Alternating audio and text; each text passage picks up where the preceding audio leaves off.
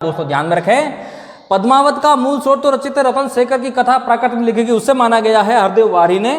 और प्रेमाख्यान काव्यों में पद्मावत से पूर्व पद्मावत रचा गया, उससे पहले 5 चौपाई प्लस 1 दोहा है ना। पर पद्मावत रचा गया तो जायसी ने 5 चौपाई की जगह 7 चौपाई प्लस 1 दोहा यानी कड़वक शैली, कड़वक छंद में इस पद्मावत की रचना की है। इस बात को आप ध्यान रखना, ये मोस्ट है ना।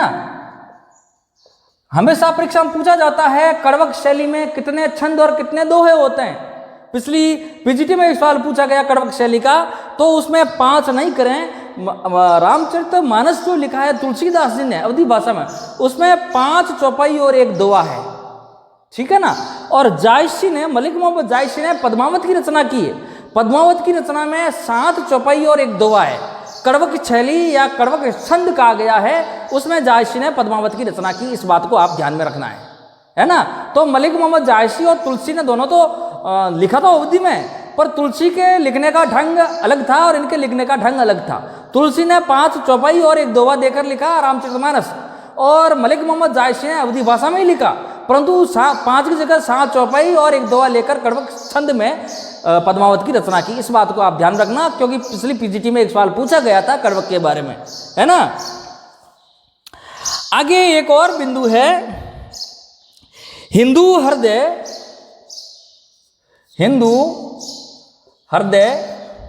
और मुसलमान हृदय और मुसलमान हृदय, हिंदू हृदय और मुसलमान हृदय आमने सामने करके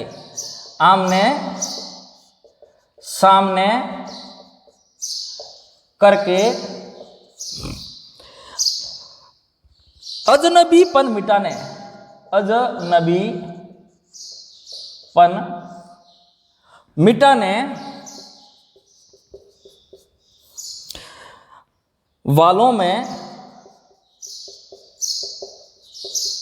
वालों में इन्हीं का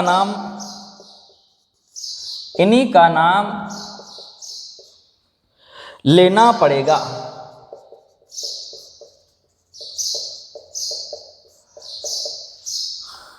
यह कथन है आपके आचार्य रामचंद्र शुक्ल का, आचार्य शुक्ल का कथन है। यह आचार्य शुक्ल का कथन है। आचार्य शुक्ल ने कहा था हिंदू हृदय और मुसलमान हृदय दोनों को आमने सामने करके अजनबीपन मिटाने वालों में इन्हीं का नाम लेना पड़ेगा।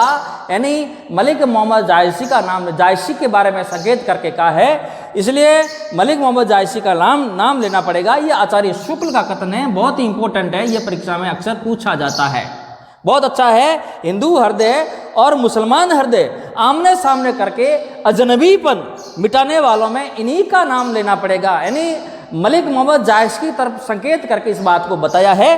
तो यह कथन है इसका आचार्य शुक्ल का कथन है, आचार्य शुक्ल का कथन है। दोस्तों आज इतना ही।